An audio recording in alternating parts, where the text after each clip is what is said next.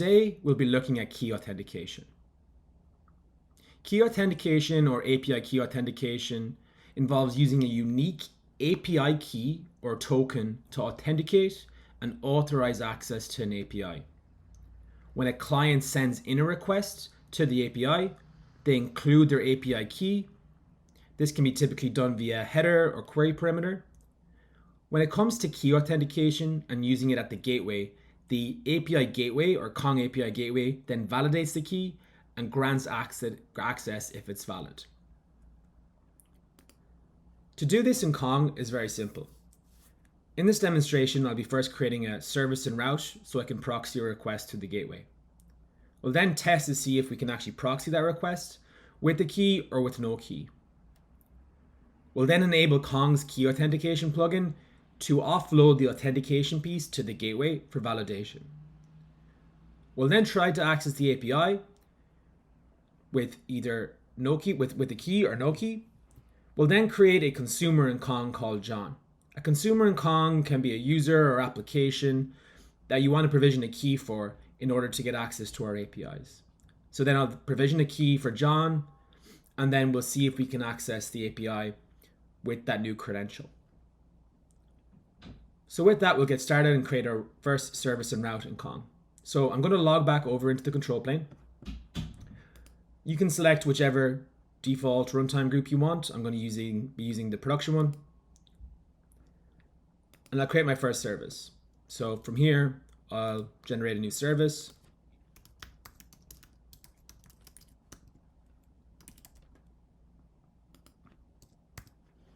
Specify the endpoint that I want to connect to. So I'm just going to use a very simple echo service here. And click on save. I'm next going to expose this service through the gateway over a specific path. So here it's just going to be called Key Auth. And click on save. So now if I come back over to Insomnia and to try to send a request to the endpoint, right? I'm able to get a successful response back. If I try to add a header as an example, which would be our API key header, like John key, it doesn't matter if I have no key or a key, I'm still able to get access to the endpoint, right? So what we're going to do next is apply that key authentication plugin at the gateway level. So I'm going to jump back over into our control plane, and I'm going to go to the plugin section. So from here, we can apply the key authentication plugin. Search for the plugin that we want to apply. Here I'm specifying Key Auth. There are some configuration options here that we can specify. So you can specify if you want the key in the body, in the header, or the query parameter. We can also specify the name of the key that we want to use. I'll set everything as default here, so it's going to be API key, and I'm just going to allow it via header and query parameter.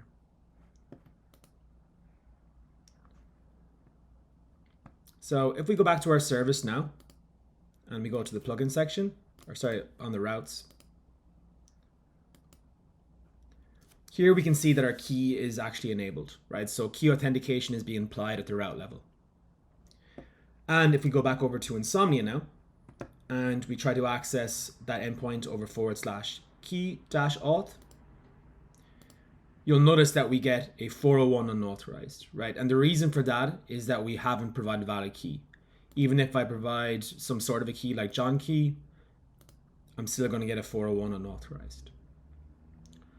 So in Kong, we need to provision a consumer, and then we need to give that consumer a key in order to be able to get access, right? So what I'll do is I'll come back over here, go to the consumer section in the Connect control plane, and I'll create a new consumer. So from here, I'll create a new consumer called John Consumer, give them a unique ID.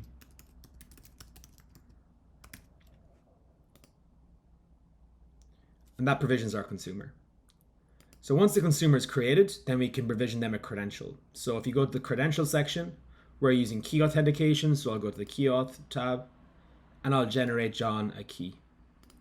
So you can specify whatever key you want, or Kong can generate that for you. I'm just going to specify it as John-key.